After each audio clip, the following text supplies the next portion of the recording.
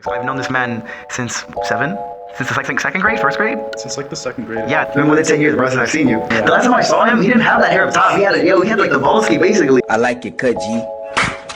We go way back. He lived in Morocco for 3 years. Life in Morocco, what is that like? Life in Morocco is. And I'm just like, I'm walking by and I'm watching this. I'm like, I'm used to this now. But you're not gonna see that here, right? You know, like, I mean, maybe. For me, it was like, I'm writing my own story. I'm gonna do my own thing. And, you know, like from Spider-Man. Yeah. I'm gonna do my own thing. I'm gonna do my own thing now. What's up, guys? Welcome to another edition of the Defying All Odds Podcast with your host, Rafa. And next to me, I have... Jesse, you already know. Yes, and beside us, we have a new special guest. A long time friend of mine, Justin Rodriguez. Please welcome. Clap. What's up, my guy? How you feeling? A little nervous. A little Just nervous? little bit. That's natural. Most people do. But after a while, you know, after a couple of laughs, and once they look into my eyes, they feel fine. You're a little bit jet lagged, I would assume, too. Not necessarily. Just mostly adjusting to life back at, in the U.S. In the U.S. Okay. Yeah. So, to start off, this man, Justin, for starters, I'm going to just give context. I've known this man since second grade, first grade? Since like the second grade. Yeah, I think it was the second grade when we got put to the same class together. Yeah. So we go way back. But this man has been far away from me for a long time because he's been traveling abroad. He has gone and he lived in Morocco, just to put it blunt. He lived in Morocco for 3 years. And he'll tell you the rest, but yeah. So how about you start with that? Life in Morocco, what is that like? Life in Morocco is very calm. There's not a lot to do, to be honest. Really? I was placed in a small, like, rural town. Everybody just drinks tea. They just, like, go with the flow. No coffee? No, I mean coffee, yeah. Cigarettes, a lot of cigarettes. Okay, fair. Yeah, just drinking tea, just watching donkeys go by, basically. That was my town, yeah. Okay, what did you do for fun, actually? Honestly, like, I would ride my bike around a lot. I would visit my friends. I would study a lot. I would read a little bit, not too much in the beginning. I read a lot. And I brought my PS5. I was like, I can't like spend 3 years here without my PS5. The real question is, how's the internet though? It's really good, actually. Yeah? I paid for the fiber optic, so it was $50 a month. That's calm. Oh, yeah. People pay way more for their internet over here. More like the T-Mobile, like something like that. Yeah. They have this, like, how much is it here? Yeah, about the same. I think for T-Mobile they have like a same plan, similar, but I mean I know people that spend over hundreds of dollars on their internet Wi-Fi here, and then it's still sucking lag. So yeah, over there it was $50 a month for fiber optic, and when they were setting it up, it was funny because like they brought these like big trucks, and they like lifted this like manhole in the middle of like the road. And everybody was just watching. They were like, "Oh yeah, the American guy. I guess he's getting like fiber optic." I was the only one, I think, in that area that had fiber optic. So you mean to tell me they built you essentially like a satellite radio to get? No. Like they Wi-Fi? have. I don't know how it works. Like I think the cables like run through the ground, the city. Okay. But yeah, they had to like lift up like a manhole and connect my apartment to that. And everybody saw it, so I was just kind of like, Jesus. Sorry, guys. Did you get like a lot of people going to your like house to use the Wi-Fi? I guess. No. I mean my friend's brother who would come by, I would see him like standing outside my apartment using my Wi-Fi. But other than that, no.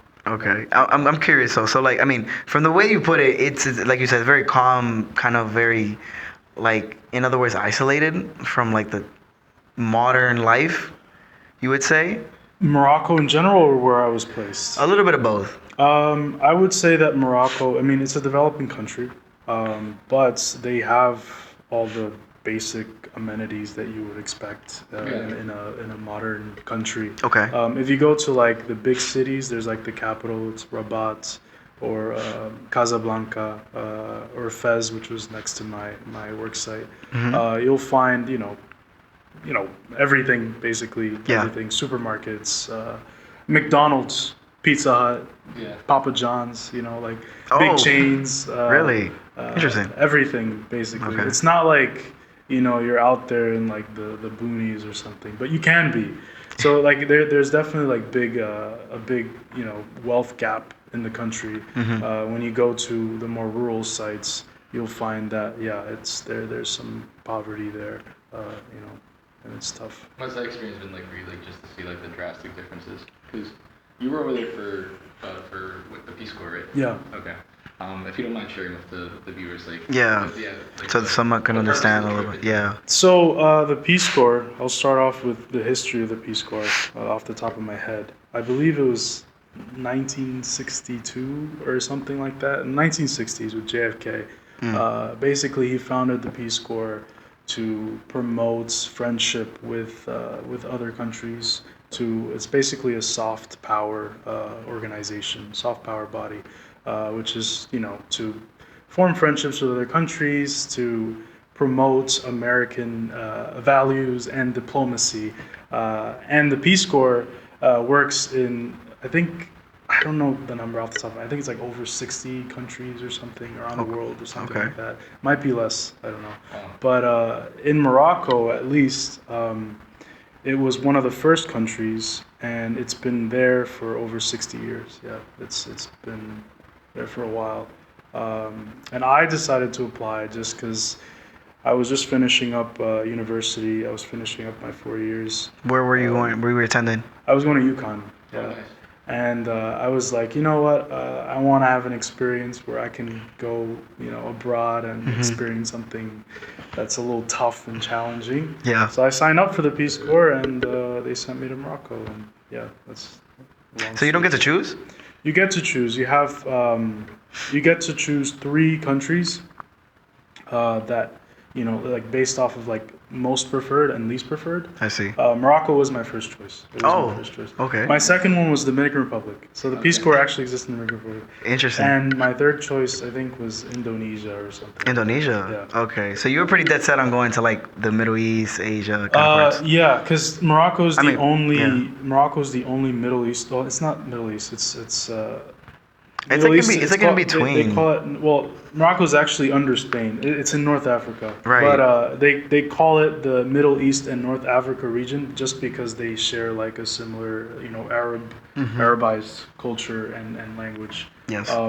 But Morocco is the only country in the MENA region for sure, that's is That like goes to that the Peace Corps is working in.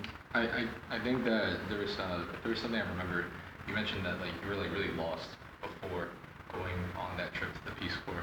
What kind of like led you to, I guess like found that foundation and direction in your life? That's a good question. Honestly, COVID was tough for all of us, and Yes. I was working at CVS. I was working at CVS during the pandemic, so I was there like, while everybody's freaking out, everybody's getting their medication, buying, loads of toilet paper and all these things. Yeah, I remember That was that. definitely a time. So much toilet paper, so much hand sanitizer. People wearing face masks, like shields, Yes. and I was working in the pharmacy. It was a very tough time. I was kind of depressed. I'd go back home and have to take online classes. I lost that college experience really. Like I initially at UConn you can do 2 years at a regional campus. So I was at a regional campus. And when COVID started, I was supposed to go to the main campus in stores. So I thought I was going to get that like dorm life. But that, didn't happen. And I started working at CVS. I was very stressed. And I ended up getting accepted for a scholarship. It's called the Gilman Scholarship. It's, for those that don't know, it's a State Department scholarship. They issue it to students that want to study abroad. So I chose to study abroad in France. And that's when like everything started. It's kind of very convoluted just because like my head was all over the place. I was like, I want to go somewhere. I want to do something. So yeah, that's where it started. I chose to study abroad, and at the same time, I applied for the Peace Corps. at the same time. Okay. So basically, you were dead set on leaving, essentially. Yeah, I was like, I want to get out of here. You want to like basically get like a different experience than just being here in the U.S. then? Yeah. Because I always mention this, that you could only get so much when you're surrounded by the same environment. Yeah. But like the minute you get out of a comfortable environment or just being what you're used to, Yeah. and you put yourself in something new, it enlightens you, it motivates you to experience new things, and also just your view on the world also changes as well in a good way. Facts. So you're more well versed on what exists in life beyond what you're used to. You're normal. For instance, we're from New York City. We're so used to the chaos of going in and out of the trains every day, people going to work. And also the diversity of it all too. But then you go to like literally any other town in the state of New York. Yeah. It's very different than when you're like around, per se, like just New York City as a whole. And I think that goes for the world in general. You go to a different country, you're experiencing a different culture. New York City, we're blessed in a way that we experience almost like every culture, a sprinkle of everything in increments. But it's never enough, almost, because like because yes, we can go to Washington Heights and experience Dominican culture, but you're not gonna get the full version before going to DR and like seeing what it's like over there. Yes and no. Like yes, like there are points that you can, but like the difference. So the point I'm trying to make is like you try to experience something that you're not used to. Yeah, it's not the pure essence of it all. Exactly. Yeah, but like I think we both. I mean, also him and I again coming from elementary school, we both were raised in Washington Heights. Yes. We both can agree Washington Heights is so Dominican. Oh, It's not even funny. My grandma's been living in Washington Heights for 45 years or more. Yeah, And she damn, still- more than mine. And she still doesn't speak English, bro. Same. Actually, funny enough, my grandmother just got her citizenship a few months ago. Yeah. Congratulations. Yeah, and she failed the first time because that English was not it for her. And yeah, I think she's been living in the Heights close to 30 years, I think. No. Yeah, I think, but a little bit over 30 years. But yeah, it's crazy. But back to you were saying. It is crazy. But like you were saying, you get a little increments here and everything. But it's a whole different world when you get to like actually be in other words, the motherland of it all. Whether it's DR or some other place, or just even another city, another town, you learn a lot just through that and just seeing like how people operate. And your outlook on this life in general. exactly. And you were telling me earlier before we started this how like you being in Morocco for so long and coming back here and seeing these big buildings and cities and everything, it felt like it was like you had to like relearn and reteach yourself to an extent. Can you tell me more about that? Even now, like we're on this podcast, like we're talking and interacting. Yeah. I find myself struggling a little bit, just because I'm used to, for one, speaking another language, right? Right. Everything is in Darija, which is Moroccan Arabic, and just the way that Moroccans interact with each other is just way different. It's hard to explain. It's hard to put it into words, but I got used to talking to people over there, and it's interesting because I feel like I'm much more social when I speak Moroccan Arabic for some reason, just because they are very social. Actually. Okay. They're very social. They're very inviting. There's no judgments. I feel like for us Americans, we, at least for me, this is how I feel. Like when you enter a conversation with a group of people, maybe you feel like they'll judge you, or more maybe quickly. you got to be careful with what you say because some people have different beliefs and values. Over there, not so much, except maybe religion, where you have to kind of be careful with that. But other than that, like you can say whatever you want over there. Like you can say the craziest things and nobody, like those are laugh. Yeah. You could be like you can say bad things and you can be racist and they'll laugh. They'll just be like, or they'll say something worse. Yeah. Yeah. Jesus. But like, I'm not saying, I'm not condoning it, but right. I'm saying like it's just completely different, and that along with, so that's the social aspect. That along with like what exists there, the things you see, the things you experience there. Right. Like I said, my town, had sheep going through it. Just on the random? Just going through the road, donkeys, some kids beating a donkey, going through, kids throwing rocks at each other. The other day, like 3 weeks ago, before I came here, I saw like 3 kids There was two of them holding this one kid. They were holding each leg, Oh. and there was a pole. And they were just pulling him into it so that the pole would hit his crotch. Oh, and I'm just like, my. I'm walking by and I'm watching this. I'm like, I'm used to this now. But you're not going to see that here, right? You know, like, I mean, maybe. But, I mean, there's a lot of crazy things in New York, but I don't think I've ever seen that one. That one's up there. It's different. It's Right. different. And, you know, I'm here and I'm just kind of relearning how to be American, Okay. I guess. Do you feel like it's better or worse? Like, kind of relearning it, or... I don't know. Like, I feel now like I'm a completely different person and that I see the world differently. It's a strange feeling. I can't explain it. I don't feel. I guess the best way to describe it is that I'm like a global citizen now. Like I feel like more international. You're like well versed with like the different subjects. Yeah. One thing I also wanted to hint on was, so you travel a lot, right? And like I think that's something that a lot of people should do, is definitely travel and see the world. But you're doing it not just for just for travel and vacation, Like personal. and enjoyment, but you're also doing it for work.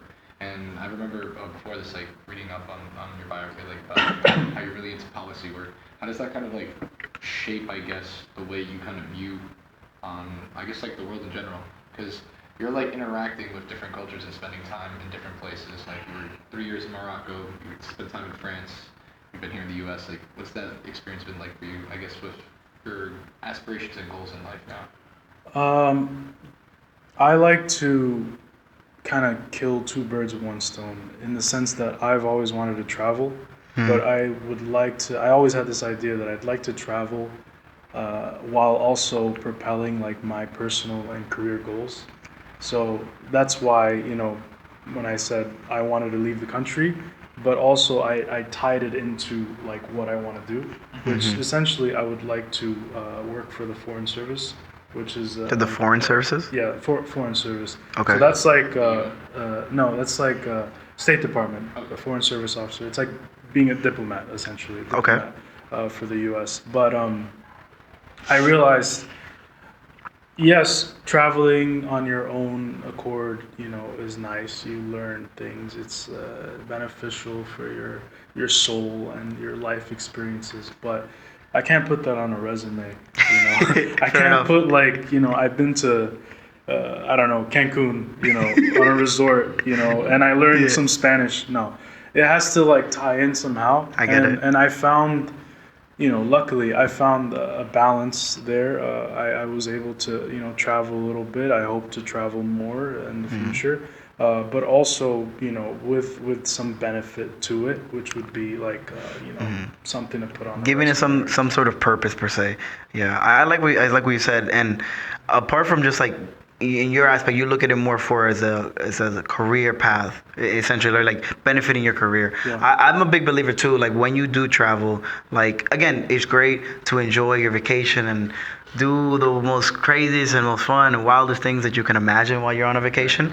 But I've always believed, for me to really value a trip that I go on, no matter the distance, I want to feel that I'm learning something, whether it's the culture, if it's in a different country, right, the history behind said place, or if I'm just simply going to a different state and understanding what makes this place so attention grabbing for other people to live there versus where I'm living now. Exactly. Or like I find that like it's valuable getting something out of something where I go. So just putting it in like more in an educational sense, right? And it could be in those most smallest things, whether it's again the place itself or something that you find within yourself, like going there. Yeah. So I mean, yeah, can't put that on a resume either, but it's still pretty.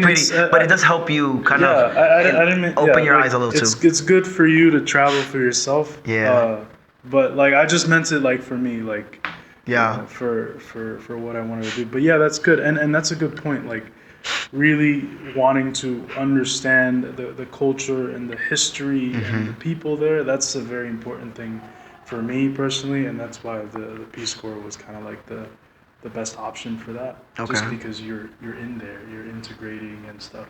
But yeah, if you go to a country, try to step outside of the resort.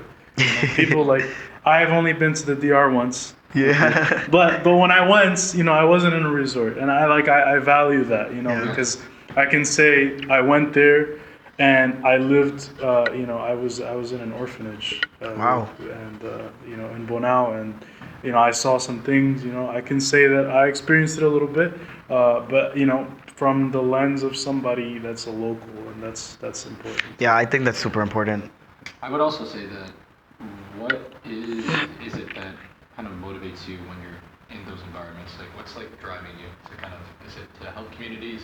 Is it to, I guess, improve life in someone else's eyes? Well, I mean, in Morocco, like, what motivated me, I'd say, were my connections. I integrated a lot. Like, I put a lot of time into learning Arabic. I taught myself to read and write Arabic script. I really made the effort to communicate with my friends and their family. And over time, you kind of develop this sense of, like, responsibility. Like, I want to be there for them. I want to help in whichever way I can. And we worked primarily in youth centers. Yes. That's where most of our work happened. So I'd make connections with my students, and with even some of their parents. They're like, so you have this pressure, and that's what motivated me, especially on days where I was like, I'm tired of this. Like, this is a little too hard. But I'd say, like, this kid, for example, is learning English from me for free, and they want to one day go to London to be an engineer or something, and I want to help them in some way. Yeah, exactly. I respect that. That's honestly one of the, I guess, best ways to kind of go about it, because you yourself, you're doing three things at once, I would say. You're traveling and enjoying life at the same time. You're experiencing new places, and you're also helping benefiting and helping the people in those places. Yeah. Which I guess it goes back to, like, your goals in your career, which is with, like, policy, right? Trying to engage and actually put yourself in the local shoes and know, like, the experiences that they have to endure. Because, like you mentioned, it's one thing where you go to nice part of DR, nice part of Mexico, where you're on a resort and you're enjoying life. Like, yes, having a good time, with the music and the vibes, But unfortunately, the reality is that a lot of people that live there don't have that same opportunity to experience that, or even if it's not just experiencing that, but they face more hardship on a daily basis that we're not used to in the U.S. Yeah. Very true. And in itself, like, I always think back to this saying that if you ever think you're in a hard situation, remember that there's always that other person that wishes that you what you have currently that they would have. That they would deal with your problems. Yeah. Essentially. Think of it this way. Like, imagine, right, that, like, let's say you don't get a job offer, right? And you already graduated from college and had an experience. There's people in life that would wish to go to college, right? And so they would envy the fact that they don't have a degree yet, and they don't have the opportunity to go to college. Yeah. So there's always, like, something to be grateful for. Yeah. I think that's where us as humans, in, like, our minds, we get greedy as, like, to want the next achievement, but then they're never, like, accepting and cherishing the moment. Facts. Of, like, accepting, this is what I already have, and I've gone through this already. So. Yeah. No. I mean, even, like, going to, like, when I was in college, I had a friend who said he wanted to take an Arabic class. And I told him I will only do it if the next semester we go and take a French class, because I wanted to learn French or Italian. And we did the Arabic class. I'm going to be very honest. I only remember one thing, and it was from the very first class. And it was apparently just to say my name. Ana Ismi Rafael. That's good. Thank you. There you go. I still got all my notes on how to write it. Okay. Man, that thing is hard. It is hard. But to put it back to how you were saying, like, it was hard. But there are people in this world that would wish they could at least deal with that, At least I had the opportunity to deal with that, right? Yeah. And to end the story, he ended up not going to college next semester, and we couldn't take that class together. So I think I got like a C in the Arabic class too. Okay. But hey, C's get degrees, and your boy got a degree, so I'm not saying anything, okay? But yeah, no, it's true though. Like, I think you learned a lot. I mean, you definitely learned a lot through your time in Morocco, and just seeing all the things that we here in the United States take for granted and not appreciate as much. And you go to places like that, or even to the Dominican Republic, and just places that are not well optimized like we are, and see how much they appreciate even just the littlest things. And while here we look at it and it's like, it's just another Tuesday, you know. So yeah, let me ask you, like, what you told me again. You helped kids learn how to speak English, right? What are the things that you did to contribute while you were there? Because again, you had 3 years. You had to done a lot. Yeah. So with the Peace Corps, every country has its own sort of sector. Okay. So with Morocco, it was youth development. With youth development, that encompasses English language teaching, but also life skills. So that's like teaching, emotional management, critical thinking, business-related things like how to get a job or how to use a computer and make a resume. Okay. So I had English classes. I also did life skills classes. Where I taught all those other things that I mentioned. And I did an environment project. Environment is something that I'm a little passionate about. I'm not very knowledgeable on, just like basic things. And can you elaborate more on the environment, like planting trees or something? Or like... No, like littering, Okay. things like this. It's a big problem in Morocco, unfortunately. They just don't have the same sort of conceptualization about littering like we do. I feel like here we grow up, we see it on TV. It's like, don't litter. Yeah. And then they show you like, scary things, that will happen to the environment, like WALL-E, for example. Right. So, yeah. but over there, they don't have that. They don't have that conceptualization. You'll see kids, they'll eat like a lollipop and they'll just throw the wrapper on the floor. They need a WALL-E in their life. They need a WALL-E in their life. But like, I actually thought of showing that as a movie. I should have. Yeah, that would have been great. That would have been great. Honestly, it's one of my favorite Pixar movies. It's like when you start looking at the layers of that movie, man, like it's deep. Yeah. It's real deep, and it's such a sweet story. But it's a good movie. Yeah. But I should have. Yeah. But that was something that I was a little upset about in general, just because. Yeah, they just throw garbage everywhere, man, and they burn it too. I feel bad, sort of speaking bad about Morocco because I love Morocco, but this was a big problem. So I did like community cleanups. I did 3 community cleanups, big ones. I did like workshops on environmental awareness, and we did like recycling. We made this like paper mache, I basically designed the whole solar system, and I had these like globes. I see what you're saying. Big room, big hall. We did a lot of that, and I also did computer literacy for the women in my town, just because typically the women, they stay home. They it's a very traditional lifestyle, especially in rural communities. They don't know how to work around sort of. I don't want to say they don't know how to use computers, but in some cases, they don't know how to use computers. They don't have access to computers, and they don't have sort of that idea around cybersecurity and all these things. So I try to, teach them that too. Okay. I did a lot of things. It's kind of hard to condense it all. But okay. Yeah, I get that. I want to kind of dabble a little bit more in what you're talking about in regards to like the women and a little bit with the religion. Morocco is predominantly Muslim. Yes. Right. Yeah. And again, religion is a big thing in general in most places, in all places. How are you able to like, essentially like, how can I say this? I don't want to say tolerate, but rather like kind of like infuse your life and your beliefs in a country that is filled with the complete opposite, essentially. Honestly. What's up, guys? You know the vibes. Every now and then, technology likes to. Give us throw curveballs. So, life, what can you do? But back to the question. So I was saying again, in Morocco is predominantly Muslim, right? So you as a Christian man, how were you able to just go through that just like being a Christian and having to deal with all of that constantly and, battling that? I don't know. So I grew up Catholic, but I would describe myself now as more agnostic, so kind of like open to anything. But you'd be surprised. I wouldn't say that there's a lot of differences.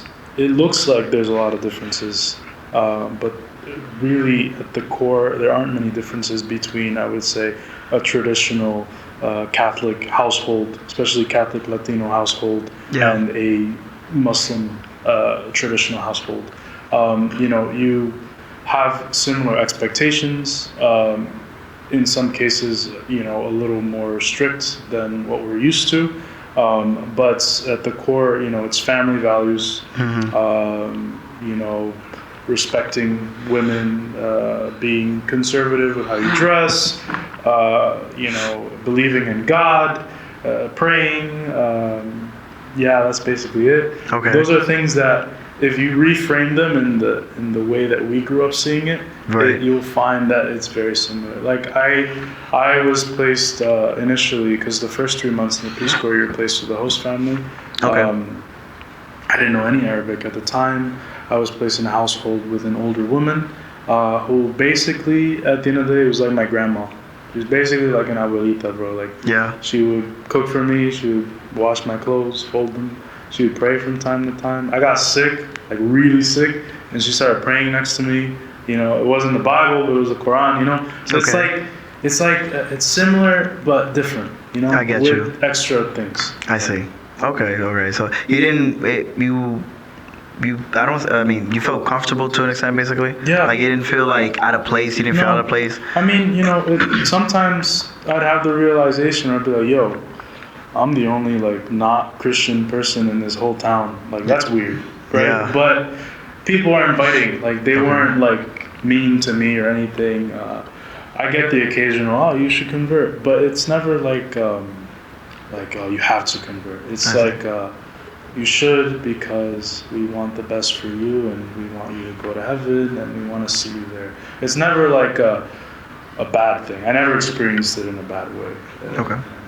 I said it's a very interesting take to see how there's differences in not just culture, but also religion. Because there's differences in between not just culture but religion, and you can believe in the same thing but be from a different culture, and seeing how faith is still practiced differently. Yeah. And I feel like that's always very interesting to see how there's a duality almost in between when it comes to cultural and religion, because it's they go intertwined together very well. There are a lot of things that you see about Islam. There are a lot of things about Islam that you see that I would attribute more to culture, and rather than what's written in in the Quran, for example, and even in hadiths, which is something else. But we have this image of what Islam is, and that image comes more from culture rather than what I would say is written more directly in what the literature suggests and implies. Obviously, a big part of the culture stems from that, but if you do take a deep dive in the Quran, for example, you'll find that there's core messages there that that exist beyond the cultural aspects of the societies. Okay. Just to go on a quick tangent, right? Because I was just thinking about this.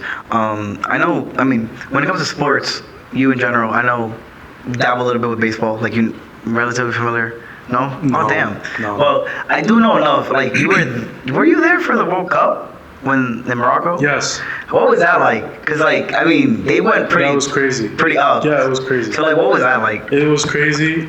I never liked soccer. I still don't. But when everybody's passionate about it and they're seeing, it's hard not to see it. Yeah, it's hard not to watch, and it's not hard not to root for Morocco, and you're there and you're seeing all these people excited and going crazy, and the kids that were in the jerseys, and they're pretending to be their favorite football player or soccer player. They call it football. Yeah, they call it football. Favorite soccer player. Everybody's inspired, and when they made it, to I think the semifinals. Yeah, they made the semifinals. Everybody was just losing their mind. I watched that match when they made it to the semifinals. I think I'm not sure. It was against Spain. I think. France, actually. Or it was France. Yeah, it was France versus Morocco in the semis. Okay. Because they whatever, but when they I think it was a penalty shot that was from Hakimi. Yeah, that's the star of the show of the team.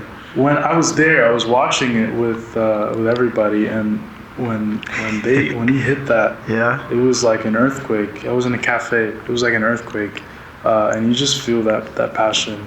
It was a good time. It was a special time. That's cool. It's cool. I wanted to bring that up because again, I think it's really cool. Because again, there's a lot of things that like bring people together. Obviously, sports is super. It's one of those things that bring people together, and especially one of the things I love about the World Cup in particular is when you get those countries and they have those moments. Because I remember here when Morocco was up. Like you go to like the predominantly Moroccan areas here in the city, it was crazy as well. So then I'm just like thinking like, but like imagine you in the country. Yeah, it was crazy. So yeah, it was special. That's pretty cool. That's pretty cool. And then now moving forward, you Justin, now that you're done, you're not going back to Morocco like regards to like Peace Corps, right? No. So you mentioned now that you're gonna go to London. Yeah. London. Yep. Yes. So I mean, how you feeling about that? I don't know, man. It's weird. Like I said, it's a weird feeling. I feel like I'm in a weird place. I just got back from Morocco 2 weeks ago. Now in 2 weeks, I'm going to be going to London. It's abnormal, but then it feels normal, even though it's kind of a strange situation. But what's the program that you're doing again? I'm doing political science, but the global politics track, and I'm focusing on the Middle East. Yeah. I remember reading your biography that you mentioned that a lot of the kind of experiences that you've been through, like the Peace Corps, obtaining the Gilman Scholarship, and now going and getting into London School of Economics, it's like you're beating the statistics, right? Where it's like these like low acceptance rates and trying to encourage other people to apply. I feel like that's a very valuable lesson because if we look at here, we're at Columbia University right now, and this institution as a whole is very much known for its pretty low acceptance rates. And I didn't know that when I applied. I wish I did. But continue, yes. Like myself and obviously my producer, we both went here. We graduated this past May, and a lot of times like when you're surrounded by everyone that is already in the program, you tend to forget that like you still beat like so many other people to get here. And there's definitely other people that are maybe just as qualified as well to be in the same position, but you were just lucky enough to be the one that got it. Yeah. And I think that what's that experience been like for you to kind of look back at and say like, wow, like I really almost beat the odds of like that I've had against me to obtain what I've gone through now. You kind of reach a point where you feel like you're writing your own story. Yes. And that's the point that I've reached. I feel like I'm writing my own story. I have more control over my life, and that's despite those numbers and those acceptance rates. I came from Washington Heights. Dominican Americans, we have a reputation.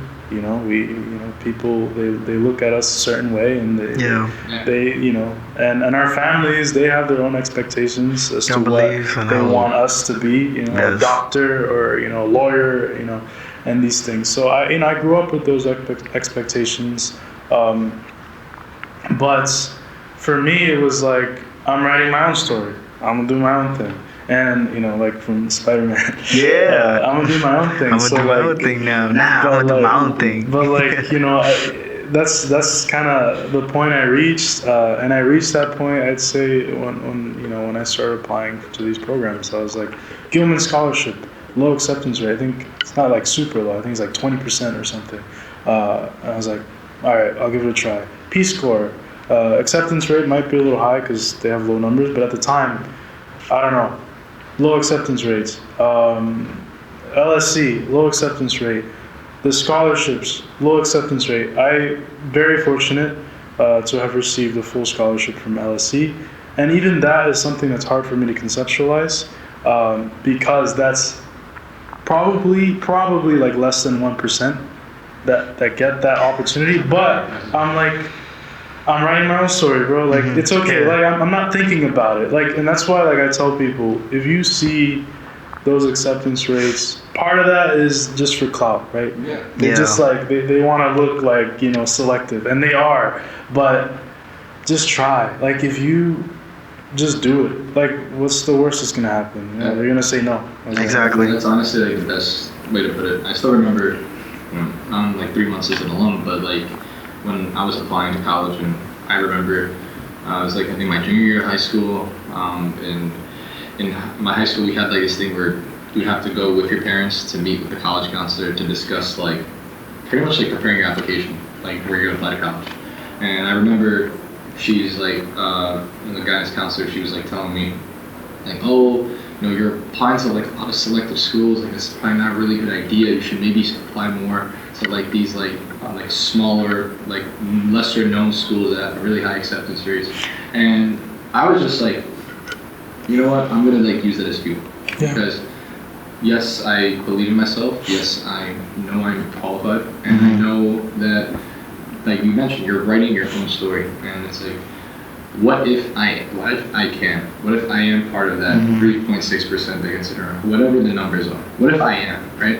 And it's like, sure, there's a chance that there isn't, but there's a chance that there is involved. Whenever there's a chance that something can happen, then why give up on it, right? Exactly. I honestly think that that's such a valuable life lesson, because I didn't know I was going to get into this institution, to Columbia University, and very grateful for my time here and the experiences that I had. But just applying and going through that process and like getting in of itself, and also graduating debt free, like that is such a blessing that, you know, I take back and like attribute to the fact of the sacrifices that our immigrant parents and immigrant grandparents have made, like coming here to this country, working hard, sacrificing their careers. Like my mom fully like almost gave up her career in medicine just solely to take care of me and to take care of her mother. And like, yes, she did 18 years in cancer research, but like I acknowledge that she had a whole career ahead of herself, and to dedicate that time to your family, it's like you feel like you owe them so much more. And it's like the least you can do is succeed for them. I always carry that with me through my mind. It's like they do so much for us that the least you can do is succeed. So why not go ahead, apply, and give it a shot. Exactly. Give it a chance. I agree, and it's funny you say that too. Like you said, like when you were speaking about the advisor, right? Yes. And they were telling you, oh, like basically saying like think small, don't think big, right? It's like shooting down your dream right now. Yeah, and it's funny you say that, because it hit me too, because I'm like, the day that I had to speak to an advisor about colleges and applying, because again, I remember me particularly when it was come to applying, I just put letters on a paper and called it a day. It wasn't really much thought. Like I said earlier, when it came to like me applying for colleges, the only thing I thought about at that time, because I didn't know what I wanted to do, I didn't know anything. I just knew enough that I like technology and computers. So I said, let's do computer science, because it's in the name. So that's literally what it was. And when it came to picking colleges, one of the colleges here in the city, it's called City Tech. I was like, oh, it has technology in the name. That has to be it. That's it. That was it. That was my thought process. That's all I thought about. And I got accepted too, but I ended up going to City College instead. And why? Because a friend gave me a 5-minute conversation why City College is better. And I said, okay, you're right. Boom. That was it. So if anything, like you talk about like how you were writing your story, I was kind of going with the flow, right? It was just going with the flow. And particularly with the advisor, I remember one of the few things that she had told me, and I don't remember much, but I remember enough that she said like, oh, these particular schools have these, you know, benchmarks that you have to hit so that you can apply, right? Whether it's your SAT, your GPA, and so on, right? So she gave me that. I'm like, I bet, fine. Like I'm not even gonna think of it. I didn't even think twice to even like, what if I just gave a shot, you know? Because I will say, when I was younger, I used to tell my mom, one day I'm gonna be in Columbia University. I'm gonna go to NYU, because I knew those were good schools. But as I grew and people told me things, I'm just like, I guess not, you know? And that was it. But it goes a long way when you just give it a shot and give it a chance and just go for it. So it's really important to, in other words, believe in yourself and understand, like, it's like, nah, you're going to do it your own way. Do it the way that you feel happy and comfortable with. And if it doesn't work, then you keep on pushing and do something else. I even saw a video recently, the late Kobe Bryant, who was one of like my favorite like basketball players like growing up, and he mentioned that he went through something similar in high school where he had a guidance counselor that said the same thing, that like, oh, like you're dreaming too big to like make it to the NBA, like you should like focus on a real career, like basketball is a real career. And then he said, I took that moment and chose to be the best basketball player that I could ever be. And sure enough, he's like, you know, arguably one of the top 5 best. Everybody knows Kobe. Right? You throw something in the garbage, what they say? And Kobe. Think about it this way: had he agreed with him in that moment, that guidance counselor, he wouldn't be who he was. He probably worked in tech support or something. Exactly. Well, Who knows though? He wouldn't be where he was. Right. So acknowledging the fact that when you really apply yourself and you ignore the outside voices, the doubt, the kind of self-inflicted cast of doubt as well that casts all over us, then anything really is possible. So like you mentioned, just go ahead and go for it. There's really nothing. Just do it. Yeah, Just do it. Just make your dreams come true. And I'm gonna say this: for those people who are, let's say, in that age where we were at that point in our lives, right? What would you say to those people, those kids, like when it comes to applying to the guild or to Peace Corps, or that they want to do some scholarship, or they thinking about doing abroad but they don't know how to start? What would you recommend to those people? Or What programs would I recommend to them? whether it's programs or like how they should start or where they should, like, who should they talk to? Best piece of advice. I would say that if you're going to travel, for example, if you're referring to people that want to go abroad, for example. Yeah. I would say, like, have your purpose. Like, if you're just going to have a vacation, then, have that in mind, like, plan it ahead. But if you're looking for some kind of educational, enriching program, there's plenty out there, like the Peace Corps. Peace Corps is a good one. You need a bachelor's for it, but if you don't have one, you can have like 5 years of relevant work experience. Most schools, I think, provide study abroad programs. Most of them, yeah, usually. They're worth looking into. There's scholarships available. Those, they can be competitive, but again, just apply. Like, just write a good letter or something, and you'll probably get it. Maybe, I hope. And and there's other, there's gap year programs that exist that you could look into. And it doesn't have to be like school related. You can just go like on a solo trip, just go backpacking or something. People do that. Go to a hostel and meet weirdos or random people. Maybe you'll find that you have a nice story to tell when you go back home. There you People go. from all over the world, right? Those are life experiences that nobody can take from you, and they're worth looking into. But if you're like I was just finishing university, you have time. You don't have to go into the pipeline, right? Like, it depends on your situation, obviously. There's people that have like their own constraints, but if you feel that you can do it, just do it. The only thing that stops you is just fear, right? Facts. And it's not worth being afraid, because then you'll be like 80 years old, right? And you'll be like, man, I had this opportunity, I didn't take it, and now I'm 80 and I can't walk. So like My back don't work. my back doesn't work, but like it's okay, I guess. My kids will do it, but you want to experience it. Yes. Right? So just do it. That's Just value the amount of time that you have, Yeah. because time is very limited. yeah. Think Yeah. about where you're at now and how all the other years before that went by very quickly. Yeah. And think about all the time that you have ahead. So why be afraid of what's coming tomorrow when you can take advantage of that? Facts. So, Let me ask you too. What are you most looking forward to? 2 weeks from now when you go to London. Honestly, I just want to start. Just start? Yeah. I just just want to get in the flow of like the new routine. Yeah, and I wanna change aspects of my life, right? I started going to the gym like 4 months ago, first time in my life, and I want to keep that going. I want to prioritize my health. I want to, get into my studies. Yeah. Take it seriously, lock in. And those are things that I'm looking forward to. Just being in my zone, experiencing another country, and valuing that time. And feeling grateful, keeping that feeling of gratitude. I get that. And I'm gonna ask you another thing too. I know, because we talked about it, you recently got into photography, right? Yeah. So I just want to ask you, just like, again, I've never been to Morocco, but like, what's it like just taking taking photos out there, and that's that different vibe, or like, what did you get through that?